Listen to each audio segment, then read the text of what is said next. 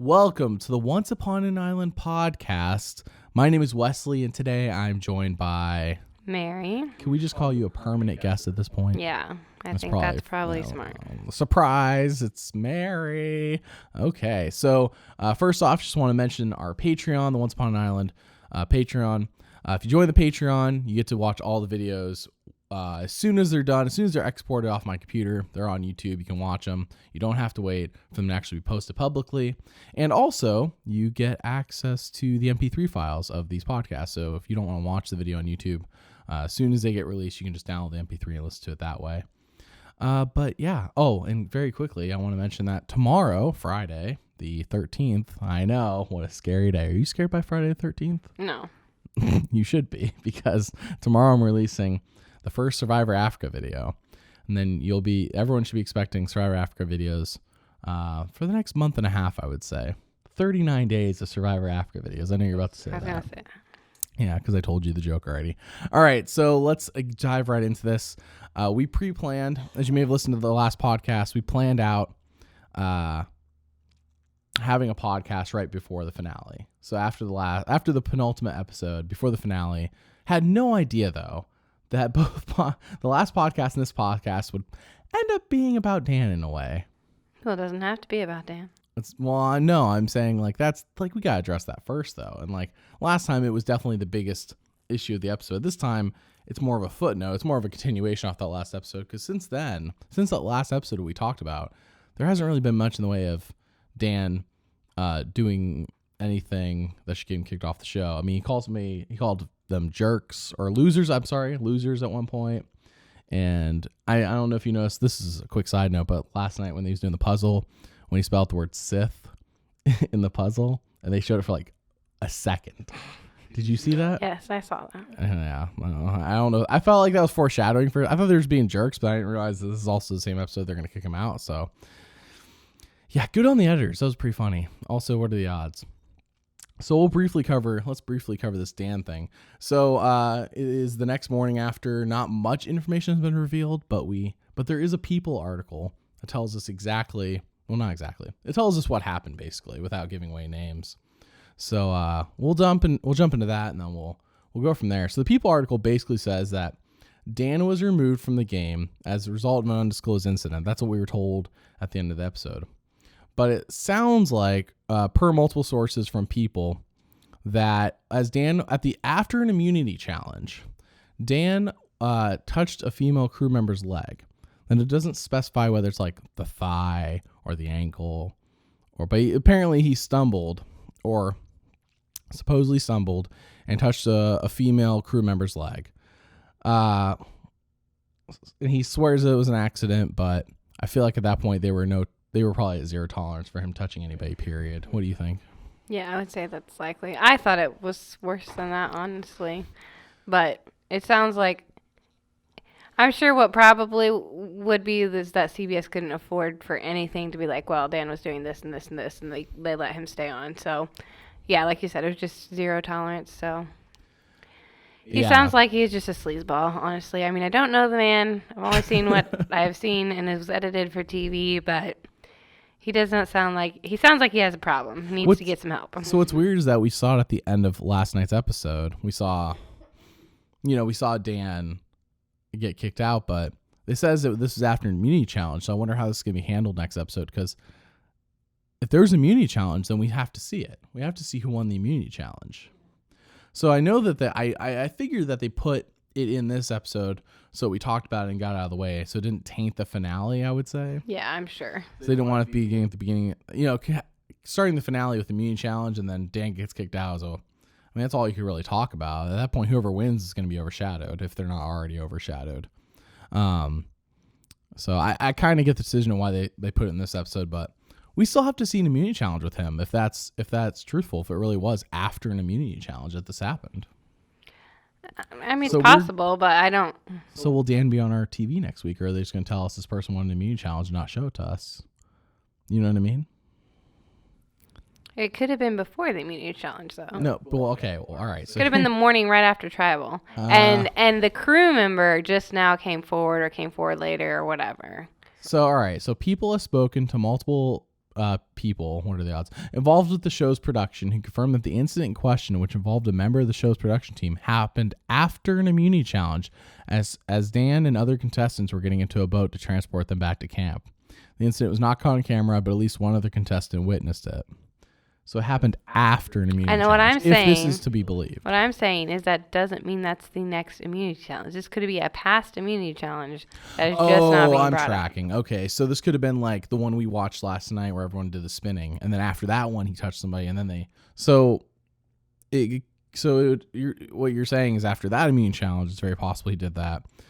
And I honestly I wasn't keep track of the days last night as I was watching. So immunity and the tribal could have been the same day, and then the next day after they had discussed it, they got rid of Dan. Yeah, that's possible. That's a good. Which I mean, for Elaine's sake, I almost hope it is the next immunity challenge, because it would seem unfair for this to come forward and then they still go to tribal and vote out Elaine, and then they take Dan out, versus Elaine gets voted out, then at the next immunity challenge this happens, then Dan gets pulled, if that makes sense. I hope that we don't see Dan next week. But so yeah, I hope it was after the last immunity challenge. I'm sure even if he was still there, they'll do their best to edit him out of it. Yeah, we still don't support Dan.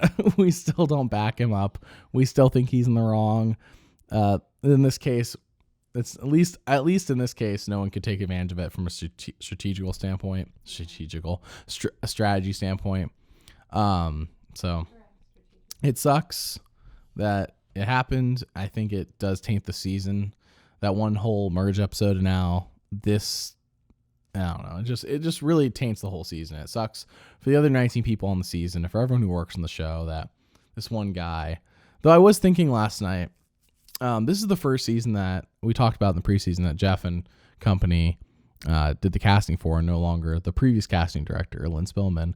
I wonder if this is like, man, Lynn Spillman never let anybody like this into the show, but now Jeff and company. I mean, I'm not blaming Jeff and company. I'm just saying like, it's like one of those things, like you cast like your first season. It's like, what are the odds? What are the odds? That would be really devastating. Because there have been nuts on Survivor before, but not like this. There have been a lot of Noras, but not like, yeah, it's true. There has been a lot of rumors and hearsay and things like that about things that have happened. Of course, there was back in season 5 an incident. Then Richard Hatch in season 8. So I guess maybe it's just the times we live in now that things are being handled differently. I don't know if you knew that, Mary, but in All Stars, did you hear about this? I'm sure you've told me, but I don't know what Okay. you're talking about. So in All Stars, I'll run briefly. Richard Hatch, he likes to get naked, but in All Stars, he got naked for a challenge, and it was a challenge where that people had to get really close to each other. So yeah, him and this Sue Hawk from season 1 as well. They ended up just touching, I would say. Along, like Richard Hatch wasn't like trying to he's gay, he's not into Sue Hawk. But it still doesn't matter. She still touched his dingling. So yeah. So he got upset? No, he got. I think he was voted out pretty quickly after that. Not because of that though.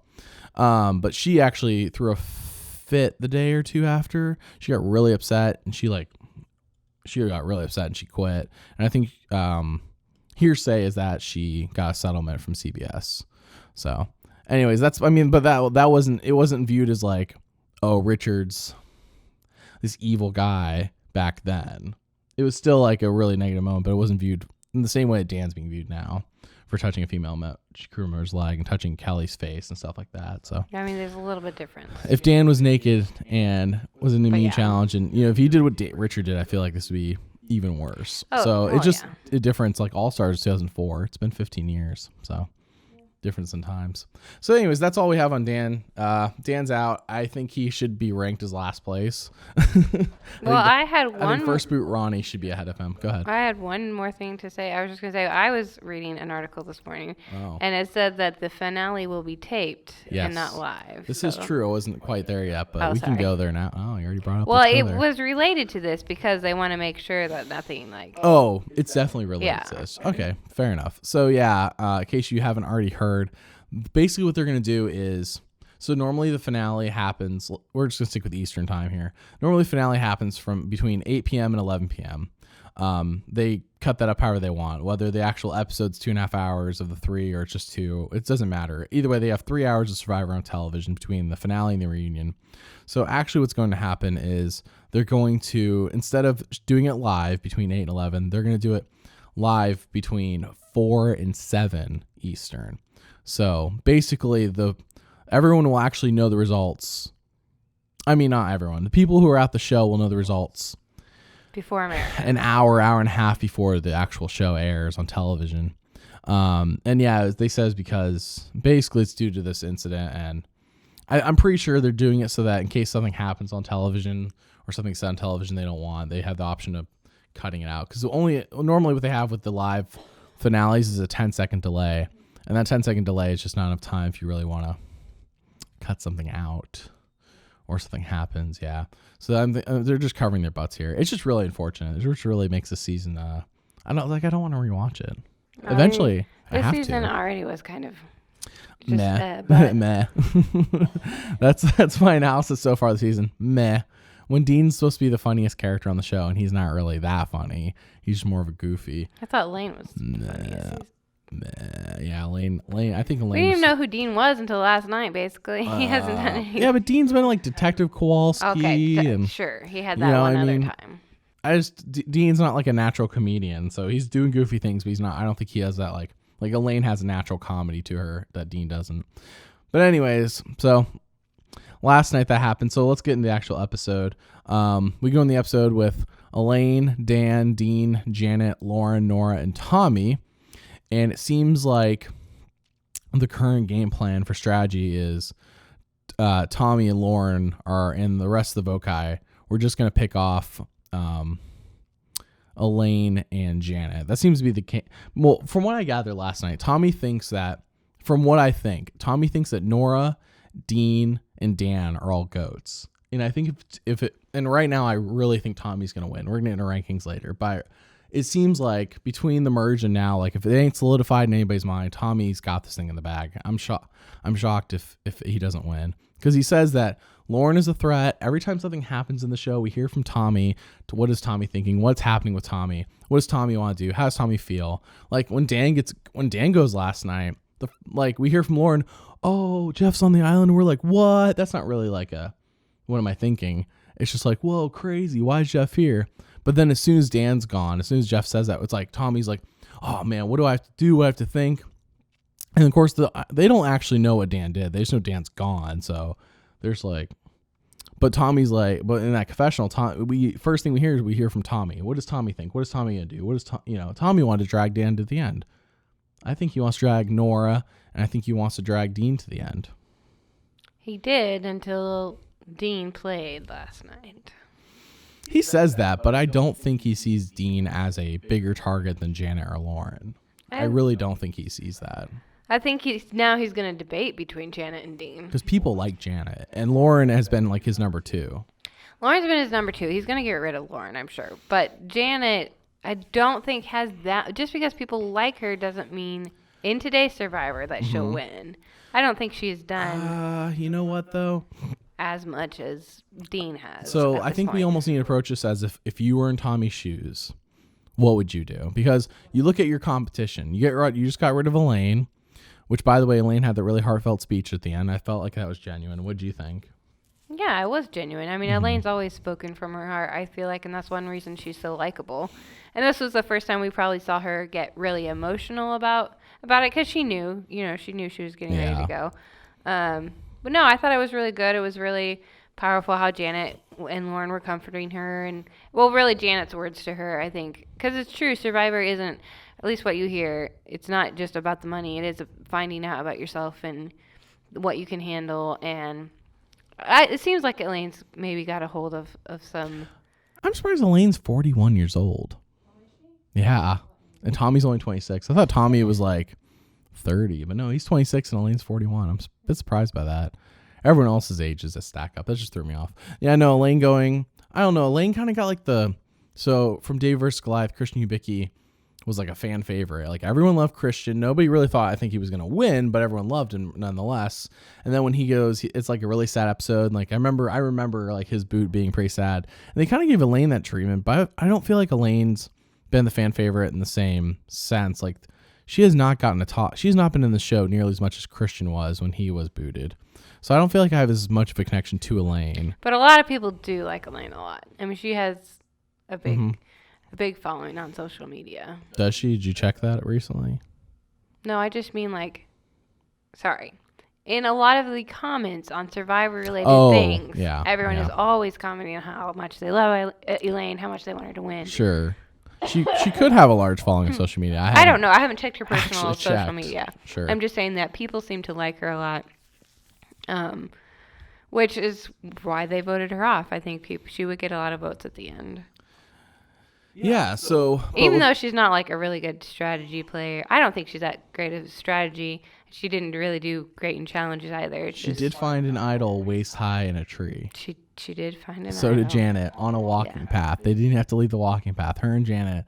And Karishma, to a lesser extent earlier, she found the idol. I mean, I guess it wasn't like waist high in a tree, but it was in the back of a tree. These idols are getting really easy to find. There's on walking paths now. They're not even... I remember, like, it wasn't that long ago. David vs. Goliath. Remember Angela? I'm sorry. You know what I'm talking about. Angelina. Yeah. She had to climb a 100-foot wall to get her idol. What happened? Remember, it used to be so hard. She had to climb the 100-foot wall while Mike White was drunk, and Nick got it for her. And she's like, "Can I have it?" And Nick's like, sure. And then she goes, "Oh, I climbed up that wall. It was so scary." They really have had difficult to find idols, though. Like I always like the ones where it's like underneath the tent or underneath the sleeping bed or whatever, you know. Yeah, like an Edge of Extinction. I feel like even there they were a little bit harder to find. They weren't like these. The past three I feel like we've seen are so obvious. Edge of Extinction, they were like Rick found that one. You like got that clue and it's like it's above your camp or above your tent. You know, like climb the tree in the middle of the night. That was a fun scene. I miss Rick Devens. I hope he comes back for another season. Him and Christian. But yeah, I feel like they're getting really easy to find. Not a knock against the players. What are they going to do? Like rehide the idol so that, I found the idol, but I'm going to go hide it.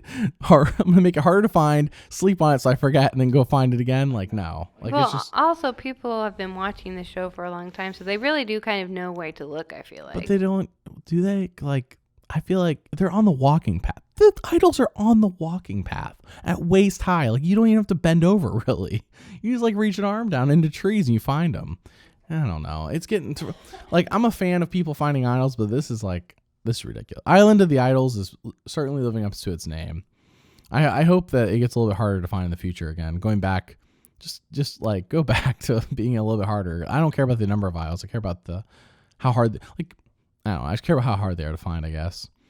But anyways, so Elaine goes home. Janet found an idol last night. Dean goes to Island of the Idols. Finally, I feel like we've seen Island of the Idols maybe 4 times this merge since the merge it's not happened. been very many times. No, but Dean goes to Island of the Idols, and Rob and Sandra have a talk with him, and they're like, jury management's important. What the jury perceives is going to be the truth. What the jury sees and thinks that you did is what's going to matter. You can't play a quiet game and win this game. And Dean's like, "Oh yeah, definitely." And so they have this great talk with them, and I'm like, this is the best advice they've given all season. And they're like, "Okay, so we're going to play a game and we're going to flip a coin." Like, how does that relate to jury management, Mary? Because he can tell them that he took a chance and flipped a coin. I think that's a load of... I think that they couldn't think of a game they could do in like 30 seconds on TV that related to jury management. So they were like, we'll just flip a coin, whatever. Also, hang on. Oh, is it? Thank you. I dropped something. So also, no one's talked about this, but I'm a little suspicious of that coin flip. And here's why. So if a true coin flip where there's no interference, you flip the coin and it lands on the ground and whatever it says is what it is. Last night, Rob flips the coin, catches it, puts it on his hand. Rob can tell, probably knew from the moment he caught it what side was up, no or yes. So if it was no or yes, if it was no, he wouldn't have put it on. That's how they do it in football. They toss a coin, put it on their hand. Yeah. I mean, that's a good. That's how you always do it. But the coin was carved. You know what I'm saying. The coin was carved so that he could probably feel which side it is. I almost feel like Rob has wanted Dean to get the yes because he catches it, puts it on his hand. They have that like a minute long till they reveal it. It was weirdly long, and that's a yes. But I feel like if it had been yes without him flipping it, he would have caught it and opened his hand and it would have said yes. I mean, I can't confirm this, of course, but I felt a little suspicious after he put it on his hand. It was yes. Like he had to flip it, a one last flip. That's how they always do it. Go watch some coin flip videos. You know what? You and I are going to have words later. I'm just suspicious, okay? I didn't say it's a confirm. I wasn't suspicious, but I will say that I am suspicious. because the coin was carved. Yeah. Which it was a specialized coin in Survivor, so of course it was carved. So it made it easier if they wanted to have Dan win or not win. Yeah. Dean, you mean? Yeah, sorry, Dean. We all lost with Dan. So Dean wins, and he has a choice between 3 advantages. One is, what was the very first one? I remember there too. Bro. I thought there was only 2. No, there's 3. The first one must have been so worthless if I can't remember it. Oh, the first one was an extra vote. The second one was an idle nullifier, and the third one was you get an immunity. You get an idol, but it's only good for someone else and only at the next tribal. I thought he made that up. No. Okay, I wasn't paid. No, Dean has the legacy advantage. We'll talk about that in a second. The fake legacy advantage. So he has a choice between an extra vote, an idle nullifier, and an idol only good for someone else for 1 vote. That last one is a bunch. Like, who wants an idol? It's only good for someone else for 1 vote when there's 7 people left. Like, what? I mean, it depends on the season. In some situations, that could be really useful, but I guess, yeah, you're right. If like Dean was in a alliance with Janet and Lauren, and it was Nora, Tommy, Dan, and Elaine, I'm just like, it was a 4-3, and he was down 4-3. And they could play it on one of his people and make it even 3-3, I guess. But this season, it's not worth it at all. So he picks the idol nullifier, but to backtrack, it's because he had saw Janet get the idol out of that waist-high tree, and Tommy and her were like reading the clue or whatever out in the open, and Dean saw him. So now Dean knows Janet has an idol, and idols can only be played through 5. I double-checked that, because for some reason I thought it was through 6. But no, idols can be played through 5, and Dean's idol nullifier should be good through 5 as well, I'm guessing. So it's almost like confirmed that, I don't know if this doesn't mean Janet's going home, but Janet plays her idol next tribal, and Dean plays his idol nullifier. Janet could be gone very easily at 5. I think Janet will be next. Yeah, we'll get in that in a second. But Dean has this fake legacy advantage he got from Jamal back from like the merge episode. He has this fake legacy advantage, and a few episodes ago he made a fake of his fake legacy advantage. I played it, and look, and like, by the way, that looks like a good play, I guess, in a way. He's setting himself up. Like, it's almost reminds me of JT in Heroes vs. Villains. Like, if only JT's thing had worked out, if only Russell hadn't been the epitome of evil. His written note to Russell with the idol would have been a brilliant play if only Russell wasn't evil. So if only Dean's legacy advantage was real, this would look like a brilliant play. But it's only good at 6, and we're down to 5. We skipped 6 because Dan went.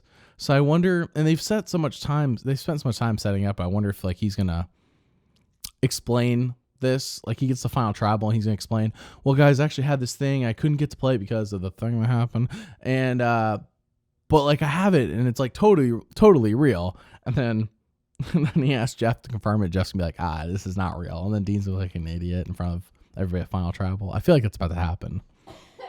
I'm sure it will come up again because they wouldn't have spent so much time on it. They did spend a lot of time on it they had to spend, but it was smart and funny. Yeah, and he asked like Rob and Sandra under that. I was like, can you guys confirm this is real? And Rob and Sandra are like, oh, no, only Jeff can. Well, only Jeff can. I know, but like, I bet you if it was real, they would have said yes. You know what I mean? I don't think so. Okay. I feel like they were between a rock and a hard place on that one. Oh, brother. So Dean has a few. Dean's like the only goofy moment person happening right now. Everyone else is, Janet's the nice person. Nora's crazy. Yeah, I'm pretty sure Nora's gonna make it to the end because absolutely. She is definitely the one you want with you. Do you want to power rank everybody now? Sure. All right, let's power rank everybody. Okay, so we only have 5 people left. So for number 5, who would you put at number 5? Who's going first in the finale? I'm gonna say Janet. I'm also gonna say Janet. Who loses the fire making challenge? Who goes at 4? I'm gonna say he's gonna put Lauren and Dean together. Mm-hmm. So I don't know. I don't know their Well, obviously, you skills. don't know. Yeah. I'm assuming he's gonna hope that Lauren wins and Dean loses at this point. But Are you ranking Dean 4 or are you ranking Lauren 4? I'm ranking Dean 4. Okay. And Lauren makes it final. And sure, and Lauren makes the final. I think that Lauren, I don't think he puts Nora on that fire making. This is under the assumption Tommy wins immunity, by the way, which is a big assumption. Tommy has not won much in the way of immunities. But Tommy seems to get his way no matter what. So it does seem to be the case. He's playing a brilliant social game. We've kind of passed over Dean it. wins in the final immunity. That's possible as well. But I think if it's up to Tommy, that it's going to be Lauren and Dean. I agree with you in that fire making, and I believe Dean actually wins and beats Lauren. And then you have Tommy, Nora, Dean. Because Dean, the reason you said Dean loses fire, but I really feel like we're being set up for Dean in the final tribal explaining his fake legacy advantage. And it's possible. Yeah. So, and I'm already under the assumption that Nora and Tommy are there, so I have to say Dean gets there. Even though Lauren has been Tommy's number 2, Tommy is definitely mentioned a few times now. Lauren's a real threat. He can't let her get there.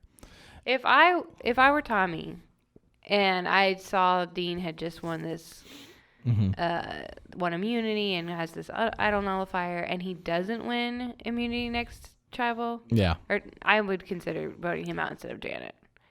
No, I'd get rid of Janet. Janet's liked by people. Tommy clearly is under. Tommy was before Daniel was kicked. Tommy is dragging 1, 2, 3 goats to the end right now. He's dragging Dan, Dean, and Nora to the end. I'm a little bit surprised he got rid of Karishma. What Janet and Lauren have done. Oh, well, in the show, Janet's just been a good person. Yeah. I don't know. I'm just like, people like nice. Janet. You don't win because you're nice. Yeah, but his field of competitors is not good anymore. Like, it's down to Dan. Before Dan was kicked, it was Dan. After he got rid of Elaine, it's Dan, Dean, Janet, Lauren, and Nora. Like, his biggest targets should be Lauren and Janet. Like, I'm saying his biggest Nora, Dean, and Dan were all goats. All of them. Yes, all 3 of them. until Dean started playing. That's what I'm saying. I don't think. And nowadays Survivor, you don't win because you're nice. You win because you play. You win if you get off Edge of Extinction in the finale and you play the most amazing 3 days to ever be played in Survivor. Yes, you do. Yes, you do. I joke about it, but I actually really respect those 3 days of gameplay. No joke, for real. The fact that you can just go in there and just these people have been playing for 36 days. You go in there in 3 days and just kick everyone's butt. Like, that says a lot about their gameplay. That's what I think. But anyways, all right, moving on. So, all right, so you've ranked Dean number 4. I ranked Lauren number 4. Okay, so your final 3 is Lauren, Nora, Tommy. How do you rank them? Tommy wins, Lauren second, and Nora's third. Okay, I say, since my final 3 is Tommy, Nora, and Dean, I go Tommy first, Dean second, Nora third. Pretty similar to yours, just swap Lauren and Dean. But I agree. I think if Lauren's in the final 3, if she does get there, that Lauren, she definitely gets some votes. I almost feel like with Tommy, Nora, Dean, he clean sweeps. Like, maybe a vote's thrown Dean. I don't know. Tommy's had such a, like, we've never once in this entire season seen Tommy have anyone be mad at Tommy, not like Tommy, want to get Tommy out. Tommy has 2 votes against him, but frankly, I don't think anyone's ever really thought of Tommy as a target. So I almost feel like Tommy goes into that final tribal and just clean sweeps it. Probably. But if Lauren's there, I do think Lauren should get some respect and get like some votes. I don't know how many people exactly are going to be on. Should be 10 people at that final tribal. It was going to be 11 until Dan was kicked. So it's going to be 10 now. So if Tommy wins 10-0, I won't be surprised. But if Lauren's there, I think it should be more like 7-3, 6-4. Yeah, I can see that. Tommy still wins. I like Lauren. I think she's done a really good job. Yeah, remember our preseason, we were like, or at least I remember, I was like, oh yeah, Lauren, she wants to be as hot as Troyzan, or she thinks she's hot as Troyzan. I forgot which one it was. But so we thought Lauren's be funny, and that really didn't pan out in the show, at least not what we were shown. But yeah, I remember, I think she was my preseason pick to win, and look at her now. She's already in the final 5. Yeah, she said, which Survivor contestant are you most like? Troyzan, because we're both hot. That's what she said. There we go. Troyzan also got to final 3 and didn't win. So maybe speaking that over herself. I don't know. All right. So that was last night's episode. We're teased with the finale next week. And We're teased that they're all going to Island of the Idols. But out of everyone, I believe Tommy's the only person who hasn't been to Island of the Idols. I think Nora's been there.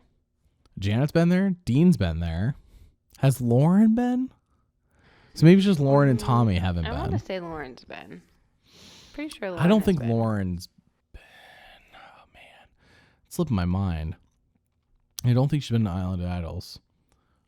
Maybe she has. You know what? You're right. She has been. It was like slipping on me. So Tommy's the only one who hasn't been there. So it's like everyone's going to show up and be like, oh, I'm so surprised. And Tommy's going to be like, what? The only real surprise we're going to get at that point is Tommy's. Do you think they're going to act surprised? I think it's just going to be like, I feel like Rob and Sandra have to have some sort of like, I feel like the immunity challenge, the next immunity challenge is going to be at Island of the Idols. That's why they're going there. You know, like why else bring them there other than them to do the look at the heads for the last time that we built. So yeah. And then we have, so Dean on Instagram, I believe is DK Chillin. I don't know if you knew that, but next episode, he's going to be DK Villain. Because and then next time on Survivor, it showed Dean going like, he's going to be like a villain. I feel like ever since Dean went to Island of the Idols, all of a sudden now he's got his butt kicked into gear. He's like, oh, I need to play this game and get, win the hearts of the jury or win the votes of the jury. I don't know. Did you not remember next time on Survivor where he said he's going to be a villain? No, I don't remember. Oh, he's going from DK Chillin to DK Villain. I thought that was a pretty good pun, and now I don't Sorry. feel No, it's a good dejected pun. and oh brother. So anyways, so that's where we're at right now. Not yeah. I know this is 2 episodes ago, but I was legitimately concerned Krishna was going to go Final 3 and win. For a time. I was not concerned that she would win. I thought she would go to Final 3. She was getting so much in the way of content in the show. Every episode, we were always hearing from Krishna. I was a little bit worried she was going to go to the end and win. And I say worried because I didn't think she was playing a good game, but the way she was being edited seemed like, man, Krishna's like, she has to be going far for her to get this much in the show. But I feel like there's probably more of the editors were like, Krishna has one of the most compelling stories of the season to tell, so we're going to tell it, regardless of the fact that she goes home at 8.